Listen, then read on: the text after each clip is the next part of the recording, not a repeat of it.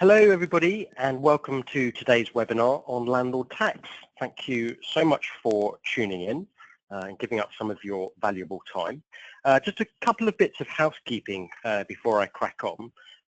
Hopefully you can all hear me clearly and you can hopefully see my screen on your computer screen or iPad. We won't be able to hear you though, but there is a option on the right hand side of your screen where there is a chat box. Any questions that you may have or comments that you've got, please do use that chat box to send them through. There'll be time for a Q&A session at the end and we'll try and cover off as many of the questions that come in and then. So please do make use of that. So without any further ado, today I'm joined by Raj, who's a director at Charterhouse, which is an accountancy firm in North London, sort of just up the road from where the UPAD office is based. UPAD actually use Charterhouse, and so do I as in my landlord capacity. Raj, can you hear us clearly enough? I can hear you. Hopefully you can hear me. We can. Thank you very much indeed for joining us. I've done quite a few webinars with Raj in the past. It seems to work quite nicely and crudely any of the difficult questions that come in, Raj is excellent, stroke superb at answering those. For those of you who don't know me, I set up UPAD a few years ago, which is an online lettings agency. Where you can advertise your property from £120, and if there's anything else you need, you can add that into your shopping basket. And it was off the back of being a landlord for the last 18 years or so that I set up the business. So it's my experience using traditional agents or self-managing through Gumtree, I found quite frustrating and thought there had to be a better way of doing it all.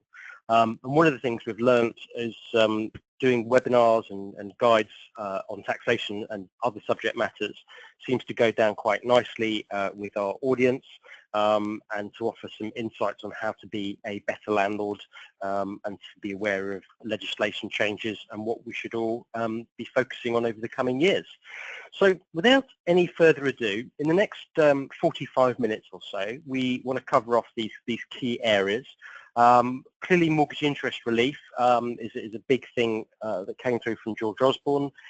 He clearly is not on mine and I assume your Christmas card list whatsoever, but we will talk through what those changes are and what it all means. The crude bit within all of this is a new way of defining profits within being a rental business, and we'll talk about that. We'll do a couple of case studies about how this affects landlords, whether you are a basic taxpayer, because it could push you into a higher bracket, and also what the effects are if you're a higher rate payer as well. We'll talk a bit about expenses that you can include within your land and property section on your self-assessment tax return. There's been some changes there about what we can put in and indeed what we can't, like the 10% wear and tear allowance. And we'll talk about changes with the rent-a-room scheme. That's where you rent out a spare room in your property. And we'll talk through a few things that could work in terms of minimising the impact of these new tax changes. What I would say is any questions you've got, I would please be grateful if you can keep them quite general rather than something that's very, very specific to your requirements. That's so that it's relevant for everybody that is listening in, but also if it's to do with your own personal situation and it's very detailed, it probably makes more sense for Raj and his team to have a detailed look at your business rather than just a few bullet points in order to give you a full and frank answer to a query you may have. And there's a few surveys we've done to customers at UPAD on how these tax changes are going to be affecting them. We will share that with you later on because it's quite indicative of how the overall landlord market is looking at this particular space. So moving on, in terms of the government and what they these changes that they have been trying to implement in terms of what do they actually mean for us. The first one being mortgage interest relief, and clearly this is a huge area of concern for us as landlords. What I just wanted to do is briefly just mention what this actually consists of, and Raj, if I go first and you can correct me on any bits that I've got incorrect or haven't answered in full. But the way this differs to, say, having a loan within a business, so if, for example, I had a loan of, say, £10,000 in UPAD and I was paying 10% per annum, that interest charge of £1,000 I could offset against the profit I make at UPAD before calculating the tax that I should be paying. But this is going to differ for us as landlords from now on over the next 4 years, as this is phased in from next month. And that is that on the interest you pay on your mortgage, we will be all taxed on that if you're having it in your own right as an individual. And it's going to be tapered in over a 4-year period, so it takes 4 years to be fully in play. I have a huge issue with it in that we're basically being taxed on a cost of our business, whereby if I had a loan within UPAD, I wouldn't be. It would actually be used to offset the profit I am making. So it does change the dynamics quite a lot. I personally don't see this as being particularly fair, but Raj, if I just top line as far as this tax change is concerned, answer that fully. Is there anything else you would like to add to that? No, that pretty much covers it, and we'll talk about that in more detail as we go on. Thank you, appreciate it. In terms of what type of properties will be affected, this is sort of all rental properties that you are letting out in your sole name. If your properties are within a company, that has different structure associated with it. But crudely, Raj, this is applicable for anybody who owns and rents out properties where those properties are in their sole name. Is that right? That's right, and it's also going to affect people that own properties through partnerships also, because partnerships are effectively transparent for tax purposes, so the individual pays the same rate of tax on the profits made by the partnership. So these restrictions will affect the calculation of partnership profits, where the profits relate to residential property income. Great, thank you very much indeed for that. So there's therefore this new way that profits are going to be calculated, and actually Charterhouse and ourselves built this calculator. You can access it from our website. The link is at the bottom of the page there. Either take a screen grab of that or write it down. But what we've done with this calculator with the help of Charterhouse is a way that you can, using slidey bars, put in what your mortgage is on your property, what interest rate you're paying, and also you put in what your rental income is. And what it will do is calculate the additional tax that you will be paying over the 4 years that this comes into play from April this year onwards. And the reason we put this into play, and I was really keen to create a calculator like this, is there's so much coverage in the press about what these changes are all about, but nobody actually will answer, well, what does that mean for me? So you can use this calculator for each property you've got to get clarity about whether one or none of your properties are going to in effect be making a loss, or indeed whether a couple of them are, and it may make sense to maybe ditch a property or two, or whether the capital appreciation factor is sufficient for you to keep holding it. But my view is these changes are coming in from next month over the next 4 years, and now is the time to decide on what actions we should be taking, rather than waiting a couple of years until this is in full flow and realise that our portfolio is actually making a loss.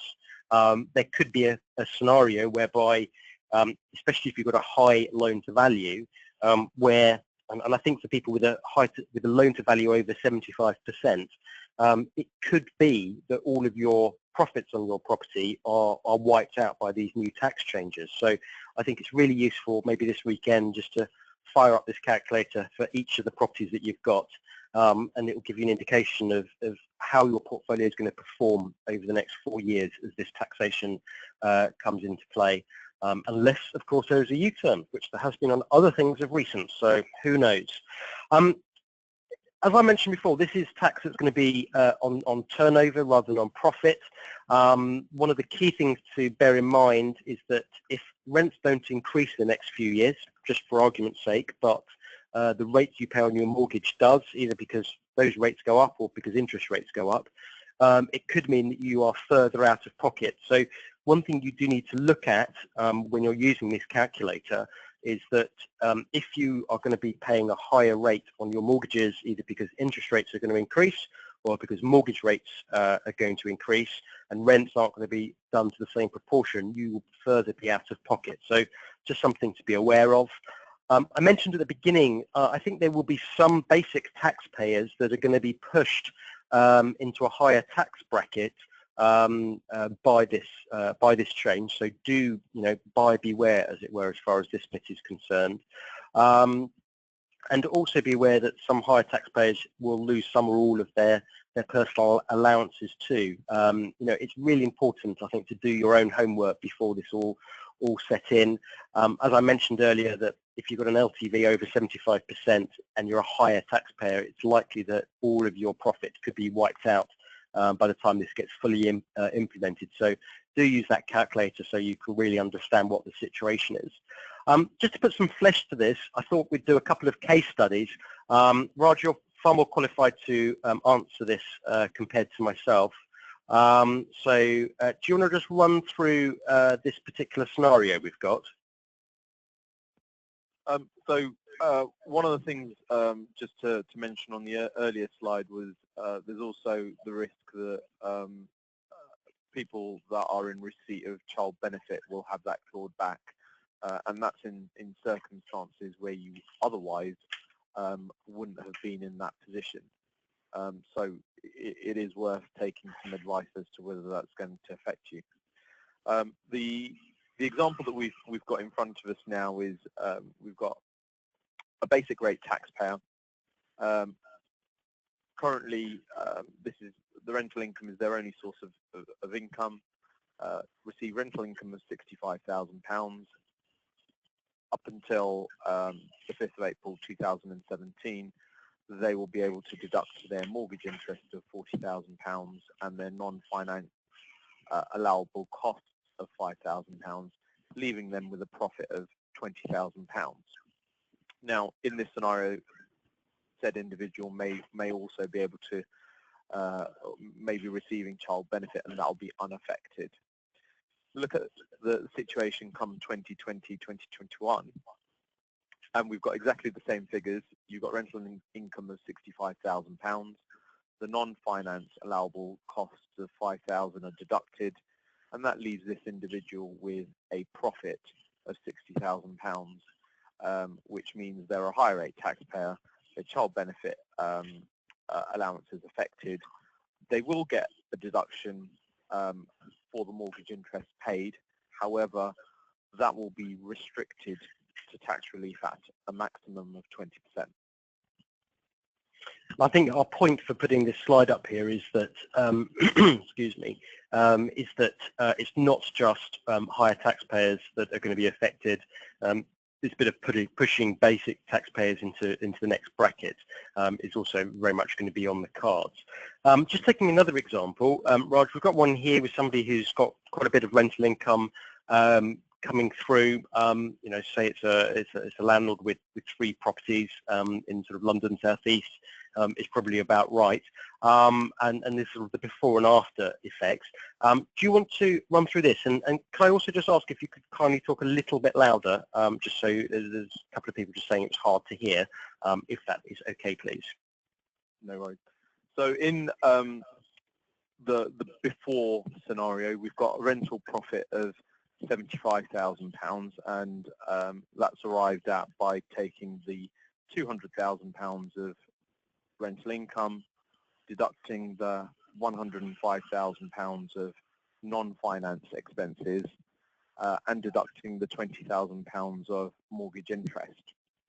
So we arrive at our rental profit of £75,000.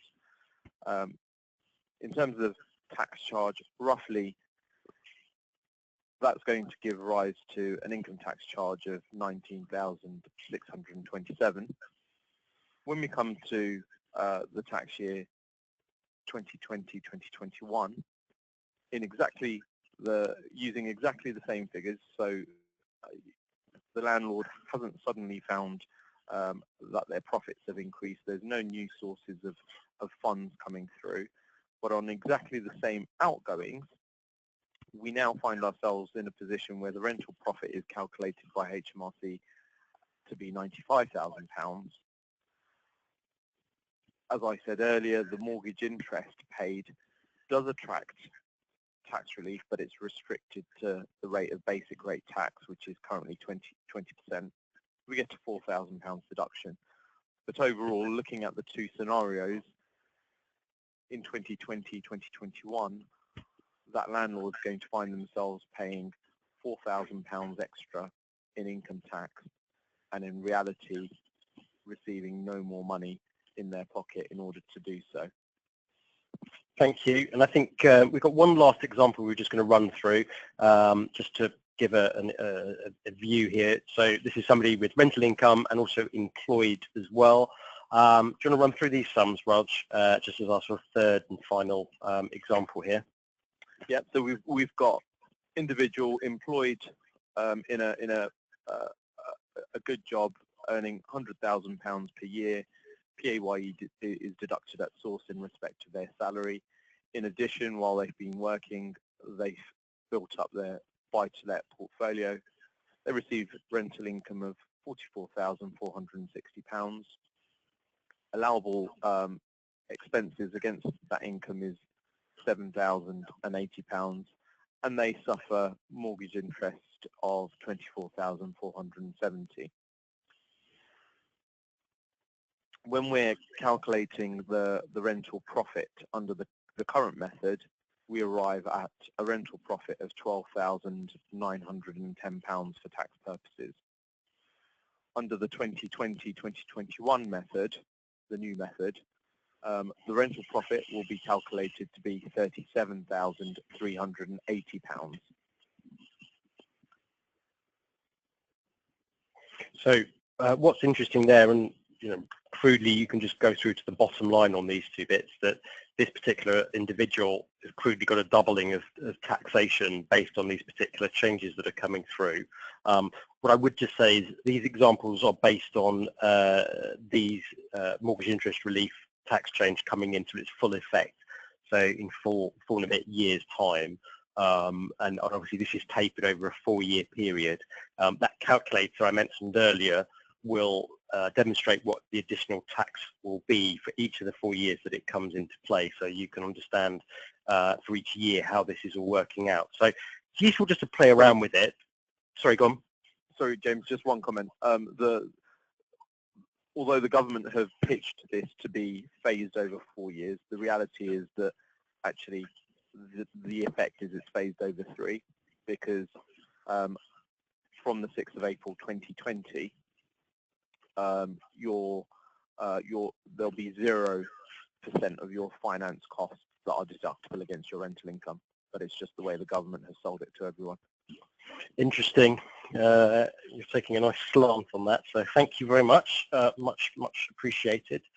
On the other side, in terms of allowable expenses that we can all account for from now onwards, there's a list you can see in front of you, and we will run through all of that. What I would say, as far as wear and tear allowance, which is the big change, is the 10% rule you can no longer charge. There is a handout in the right hand side of your screen that you can download to do with that, but any replacements in your property that you do on a like-for-like basis you can include. And what has changed compared to how this used to be is there are additional items you can include. So for example, if your kitchen needs new cupboard doors, or the bathroom needs renovating, you can include the cost of that on a like-for-like basis, whereby historically you couldn't. But in front of you is sort of the full list of what you can deduct from your income in order to derive what taxation you can pay. What I would mention also, and I can't remember if we bring this up in a minute, but there's been an interesting bit on the mortgage side where we are increasingly being offered lower rates on mortgages, but with much higher arrangement fees. And one of the new changes is that fees to do with arranging your mortgage can no longer be included from April this year onwards. So when you are looking at remortgaging and there is crudely a sexy rate but a high arrangement fee, you may be better off paying the higher fee and a zero arrangement fee, because you're not going to be able to deduct that fee from your income to derive your profit. So just be aware of that, because a lot of lenders are pushing us to sexy rates but a high arrangement fee, but those will not be able to be discounted when you're doing your tax return from April onwards. We just wanted to do a quick poll actually on the wear and tear allowance, because there's a lot of people that I've found do claim this 10% wear and tear, and a lot of people that don't.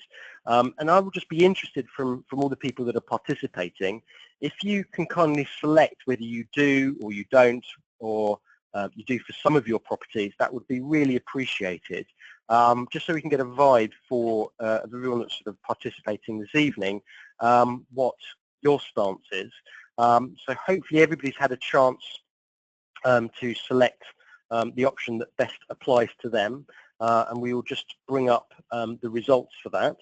Let's see what we've got here. So a bit of a mixed bag, but I think it's quite indicative of the space. Do you agree, Raj? Is that quite similar to what you see at your end?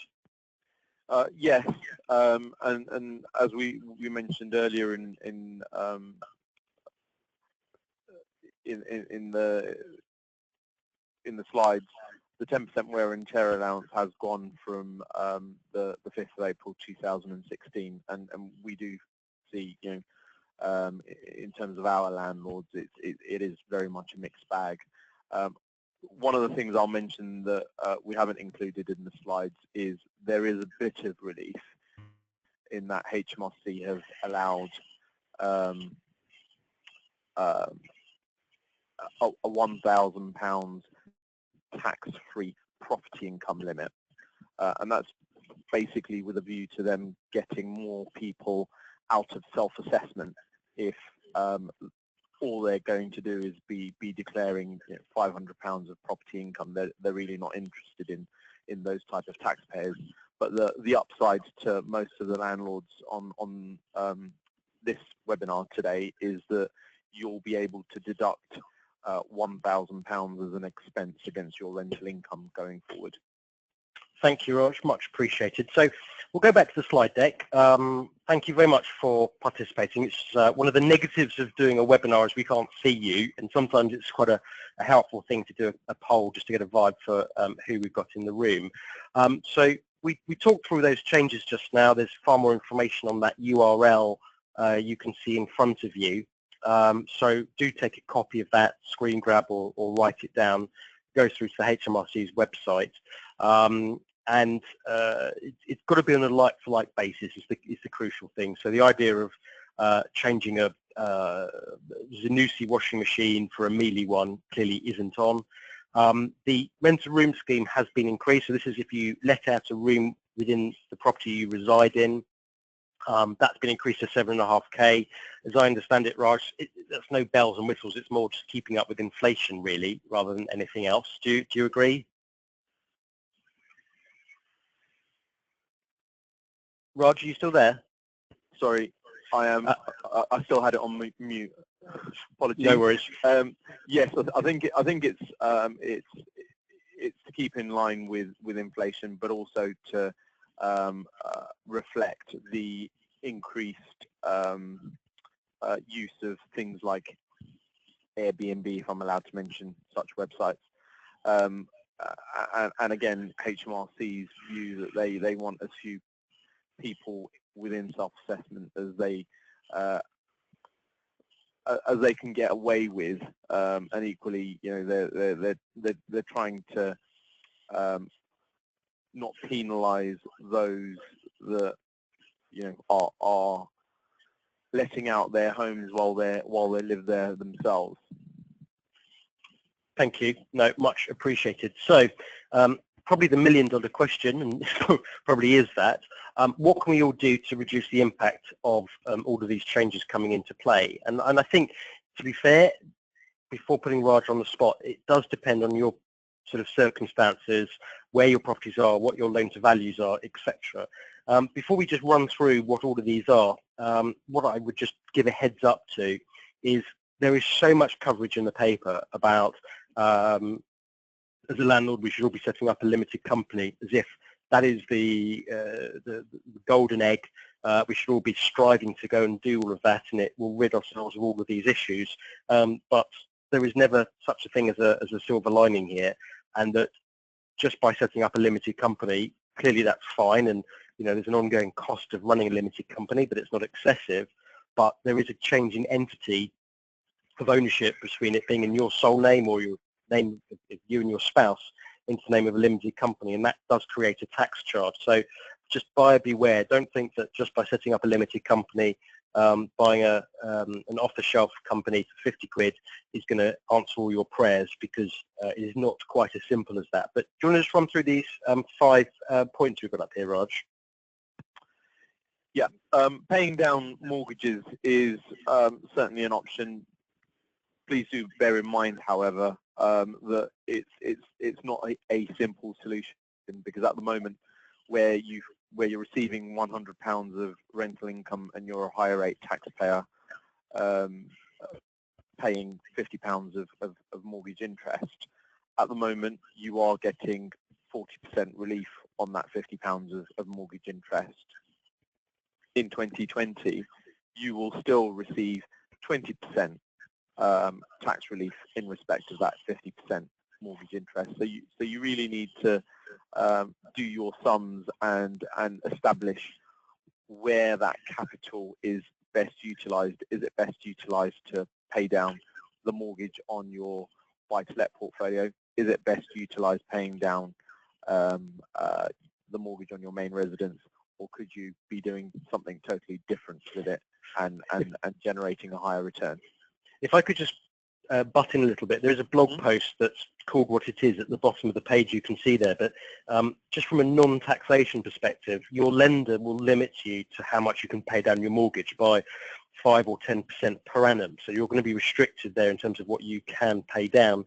But also there's this other bit, and again, you've just got to run the sums, that debt is actually quite cheap at the moment. And so whilst it's going to create a tax charge, the fact that debt is cheap, it actually may be better off paying the tax than reducing the debt. But again, you've just got to run your sums to see what it is in your particular scenario, than just thinking you're reducing your tax. The fact that it's cheap, maybe you should actually be utilising it because of that. It's just a thought process, but sorry for interrupting. No, I totally agree with that. And just in summary, you do get a deduction for your mortgage interest come 2020, albeit at a lower rate.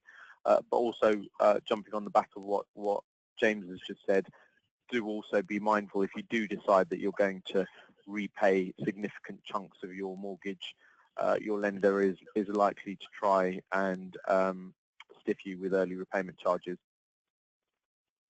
if that's even possible. Option number 2, set up a company. As James already mentioned, there's all sorts of things you need to consider. It's not just a simple solution of buying an off-the-shelf company and starting to reflect your property income within this limited company. And we have seen clients do this, and they do get themselves into a lot of bother. The issues you have when you're transferring your buy-to-let portfolio to a limited company is ordinarily the transfer of your property portfolio, your property business, will give rise to an immediate charge to capital gains tax, and the prevailing rate is 28%. There are reliefs available in respect of that tax charge, but you have to be 100% sure that you qualify for that relief, and there are various things that HMRC will look at. There's no checklist. This is all based on recent case law. In addition to that, you will incur a stamp duty land tax charge on the based on the current market value of your buy-to-let portfolio. So it's a real landlord beware situation. There are ways in which you can mitigate such charges, but and we're doing a lot of that advice at the moment. But you really must take professional advice if that's a road that you're thinking of going down. What I would say, there's a few very detailed questions that have come through. What I suggest, if anybody would like me to put you in touch with Raj afterwards, please send an email to marketing@upad.co.uk, and I'll forward them on to Raj and connect you up so you can deal with specific situations directly rather than on this webinar. And then finally, we just did some surveys towards the back end of last year, beginning of this year, on what landlords at large are thinking of doing. And I just thought it was helpful for us to share this with yourselves, just to see what other people in your space are looking to do. The majority of people are just sticking with what they're doing at the moment and just maybe not growing as many properties in their portfolio as they have been doing of recent. You know, there is a minor amount of people that are selling off. I think we need to bear in mind that whilst there is an additional tax that we will be paying annually, the capital appreciation side of being a landlord shouldn't be ignored. What I have put together is this flow chart, and I'm just going to whiz through it. But in the top left-hand corner, clearly there's tighter lending criteria, you know, from the 5.5% and the 145% multiplier that has been coming through, and higher tax bills. So some landlords are going to be selling up. That means there's more properties on the market for sale and less in the rental space, which is going to cause a further disparity between supply and demand in the letting side, in the sense that there is far too few properties for a growing tenant population. Those properties that will be coming on the market, unfortunately, are not the ones that first-time buyers are going to be wanting, because they're generally going to be London and South East with high loan-to-values. And first-time buyers are sort of in a position where there hasn't been significant house building of recent, and so that tenant pool in the UK I see in the next few years growing. And again, that's going to put more pressure on rents increasing, as there is a smaller supply of stock and a growing proportion of tenants out there. For those of you, and this probably answers about 25 questions that have come through this evening, for those of you that will be faced with higher costs, there is a general rule here that in the same way as if the price of oil increases, petrol at the pump increases, I think the same thing will happen here, in that if the cost of being a landlord increases, that cost will be passed on to tenants through higher rent. And I actually think it's going to be tenants that lose out on what I think is a politically motivated decision. I think you and I are political footballs in this particular situation, but it will be tenants that lose out through higher rent. But what I would mention is I think we as landlords need to be aware of higher arrears. And the reason I mention that is the proportion of somebody's take-home pay going on rent is currently at an all-time high. There is what I call a safety zone where your tenants shouldn't be spending anywhere more than 30% of their take-home pay on rent. When it goes above that, it's getting into danger zone, as it were. And the second that starts getting to 40% or 50%, in London for young professionals, it's currently 57%. I read a report on recently. People are just not going to be able to afford to live, and we need to be aware of having our rent paid. And I do see rent arrears increasing, and that's just a buyer beware sign for us as landlords to consider. The fact that 1 in 5 landlords are going to be affected, according to the government, if you gross that up on the basis there is sort of nearly 2 tenants per property, and the average landlord has a few properties, it's something like 30% of all UK tenants are going to be affected through higher rents from those properties that are going to be affected by this tax change. So I do think it's going to be tenants that fall out as far as this is going to be concerned. And just finally, in terms of whether this changes your outlook, The vast majority of landlords out there think they will increase their rents. A minority will absorb those costs. I think crucially for me, it's about looking at your revenue, looking at your costs in effect as a business, and what you can do to increase your revenue and what you can do to decrease your costs. Couldn't be more relevant today than ever before. So do just be aware of that. And clearly I've just pressed the wrong button on my computer, so I apologize profusely. Let me just go back to where I was. Sorry about that. So this is just indicative of what the overall market is thinking at the moment, so I just thought that was worth sharing with everybody. Will it cause destabilization? Part of the reason this all came about was because George Osborne didn't want buy-to-let to get carried away.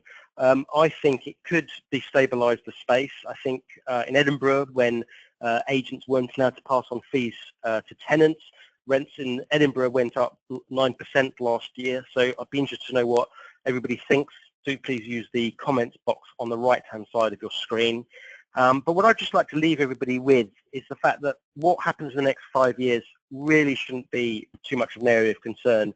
We're in this for the long game. It's a 10, 20-year time frame, and so we need to be thinking of the bigger picture. What's going to be happening to house prices over that time period? Does everything stack up? Are you a landlord because it's a pension fund or whatever else? But I think it's an opportune time to grab a piece of paper or an Excel spreadsheet, see what these changes mean for us, and so we can make an informed decision rather than just jumping on something without making a full understanding of what's going on in the space. Just to summarize what we have run through, tenant demand is going to increase. That will drive rents up on its own without the additional costs that us as landlords are going to be facing. Look at how you can reduce your costs within your business. So void periods, the cost of advertising for new tenants, whether you use a traditional agent or businesses like UPAD, the new ways of online agents that are far more cost effective. Look at keeping your tenants in situ for longer. Maybe not putting the rent up by 5% at the end of the year where your tenants might think therefore of moving out, just maybe keep hold of them. Really, really look at how these changes are going to affect your business. But I do think there's a line that's being crossed with George Osborne and his friends, and we just need to be aware that maybe there's a few other things in the pipeline that we're not aware of. But let's just look at the bigger picture. On what happens for today and tomorrow really is a minor consideration. Clearly we've got to pay our bills, but we need to be looking at the bigger picture on things. There's a whole host of webinars that we do. You can see them on our homepage at upad.co.uk. If you scroll towards the bottom, there's a list there of all the ones we've got coming up. And if you wish to follow us on social media, you are very welcome to through all of these channels. We've had a lot of questions that have come in. There's quite a few we've answered actually as we've been going on. I think there's a lot of very detailed questions, or my tax return is showing a high amount of tax to pay. What can I do? I think questions like that, please do email us at marketing at upad.co.uk in the bottom right-hand side of your screen, and I will forward those on to Raj, and he can deal with those on a one-on-one basis rather than all together. There's quite a lot of questions about putting up rents. I would just be very wary about putting up rents. There is going to be this ceiling about what people can physically afford, and just be aware of that. I don't think it's the case that you can just put up rents to cover these increased costs. We need to make sure our tenants can afford the properties that we are letting out. So do bear in mind as far as that bit is concerned. Raj, here's a question for you. Mortgage arrangement fees that are coming in 17, 18. Does that mean I've got to actually own the property before April 17, or can the property be in the purchase? Can the property be in the process of being purchased, i.e., searches being done and what have you prior to completion? So I suppose the question here is, where does mortgage arrangement fees fall? If somebody's going through the process of buying a property today, is it okay to claim mortgage arrangement fees in the current tax year as opposed to going forward. What's your thoughts on that? The answer is it really depends on when your contract with your lender specifies that you are due to pay that fee. So if contractually you're due to pay that fee on the 1st of May 2017, then it's going to fall within the 17-18 tax year.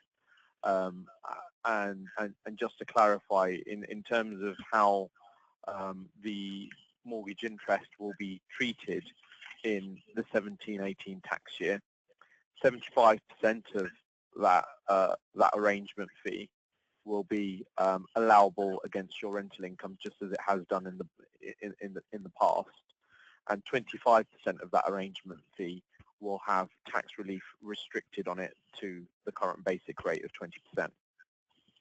20%. Thank you. How do any of these changes affect it if you've got a limited company? If your properties are in a limited company right now, what of these are or are not included within that? The answer is, with regards to limited companies, you carry on calculating your profits in the same way that you've always done. These rules do not affect limited companies. So your mortgage interest is an allowable deduction before you come to pay your corporation tax, as are your arrangement fees. Here's a good question. If somebody does a lot of work themselves, whether it's cleaning or gardening and so on, if the property is in your sole name, you cannot claim for your own time on doing work. And actually, it's a bit of a false economy doing cleaning yourself. You're better off getting a cleaner in who invoices you so that you can claim that, because you can't claim your own time. But if somebody's got a limited company, can they invoice themselves for their management time or not? I guess the answer is yes, they can, but then equally they need to account for tax on the other side that they receive from the company. So it swings and roundabouts, and you just need to be sure that what you're doing actually does make sense from a tax perspective. And once you take into account your additional reporting requirements, and if you need professional help in dealing with all of that, then you may just find yourself having done a lot of work for very little gain. Thank you. Is there a point at which it's worth putting properties into a limited company, either if a portfolio is worth, I don't know, more than £500,000, or if rental income is above 100k? Is there such a thing, or is it as simple to say at such a point it makes it sensible to do so? No, unfortunately, there's no kind of hard and fast rule. It really depends on various factors, including how much mortgage interest relief restrictions going to affect that portfolio going forward. It's going to affect.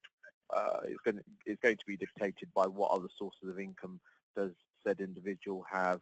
What are their objectives? If their objectives are to continue building the portfolio and reinvesting in the portfolio, then there's more of a drive towards the limited company. If it's merely, I want to extract everything because this is what pays for my my normal lifestyle, then there's less of an advantage of a limited company. But it really is on a case-by-case basis, and you should take professional advice. Thank you. I'm going to answer about 5 questions in one go here, all to do with wear and tear. So wear and tear isn't just for furnished properties. It now includes kitchens, bathrooms, in terms of replacing on a like-for-like basis, same to do with carpet, etc., not just sofas and wardrobes. But it's got to be on a like-for-like basis, and that applies to white goods as well. I'm just trying to cover off as many questions as I can in one go there. You will get a copy of this webinar as a recording, so you can watch again any bits you would like further clarification on. And also do look at the handout section. There's a tax checklist that you can download as well, which will give you some insights on this. Raj, the £1,000 allowable deduction that you mentioned earlier, where can somebody get more information about that, apart from the HMRC website? I was going to say the HMRC website, but if you simply do a search on Google saying property income with a search criteria of property income and £1,000, you'll find many websites giving you further information about this. Raj, we've had about 25 questions on would you advise a new landlord to go to a limited company or personal? I actually think, and just to avoid a difficult situation here, it really depends on your situation, but probably if you are brand new to the space, to put a property straight into a limited company makes more sense today than if it's in your own sole name. It does come with costs in terms of running all of that, so you do have to take that into account. Do you want to give your side of the story, Raj, or do you broadly agree with me there? Yeah, absolutely. I concur with you on that, James, but landlords do need to consider the associated costs. So although lenders are moving closer to levelling the playing field between buying through company versus buying personally, there are still disparity between those two scenarios. In addition, where you landlord have found yourself previously preparing your self-assessment tax return yourself and calculating your property business profits by yourself, although you're still capable of doing that with your limited company, it's far more complicated, and most people find that they need a professional advisor when it comes to meeting their obligations for running a limited company. So thank you. Yeah. Just conscious of time, I was going to answer a couple of quick ones, then we'll do two proper questions. But in terms of getting mortgages through a limited company, the space has changed quite a bit. The quantity of mortgages that are available has changed. There's a lot more of them, and rates have come down more. There's still a bit of a premium against if they're just in your sole name, but there's actually not that much of a difference now between them. So it's not like there will probably be slightly higher rates, but it's not ridiculous compared to what things used to be. There's a lot of questions about, I've got money in my company, how do I take it out? Should I pay off my home mortgage first? I think these sort of questions are down to so many different factors. And again, I'm happy to connect people up with Raj if you want to email me. But I think it's just wrong to answer this without understanding a full picture here. There's a couple of questions about how is this staggered. So the full effect of these tax changes, they're being tapered in. So it's been done gradually over a 4-year period, as we mentioned. Do use the calculator that's on our website to see what the changes are, but it's just being done gradually rather than it coming in one full go. Car mileage, if you're going from your house to your rentals to do maintenance or viewings, are you still allowed to claim for mileage at 45p a mile? Yep, you can do. Okay, happy days still, as far as that bit's concerned. And what else we got on here? Form 17, what does that relate to, Raj? So Form 17 is where you've purchased a property jointly with another. Husband and wife have purchased it together, for example. Wife is a high flyer in the city earning £150,000 a year. Husband earns £25,000 a year from his self-employed business. And what people have been trying to do in that situation is, where they're making a profit of £10,000 from their buy-to-let, they are suggesting that all profits in respect of that property should relate to the husband. HMRC allow you to change the automatic position of the profits being treated 50-50 by you completing a Form 17 and saying, well, no, 90% of the profits relate to husband, 10% relate to the wife. However, big caveat that HMRC have been known to come back to people submitting Form 17s and asking people to justify the proportions, i.e., when you bought this property, show us evidence that you, husband, put 90% of the down payment in, and wife only put 10%, and things like that. Raj, thank you so much yet again. We've gone over by about 5 minutes, but I wanted to try and answer most of the questions that came through, which we've pretty much done. So thank you for all of your questions. Thank you for listening. I hope you found it useful. Please do listen to future webinars if you found this one of use. We cover legislation, finance, taxation, we obviously do quite a bit of, and how to evict your tenants, how to get your deposit back, etc., etc. So I hope it's been a worthwhile use of your time. The handouts and a copy of this recording will be emailed to you shortly. Raj, thank you so much for giving up yet another evening to spend some time chatting with me. I think I feel privileged, but you are a mine of information, so thank you yet again. It's really, really appreciated. Thanks once again for having me. All the very best, everybody.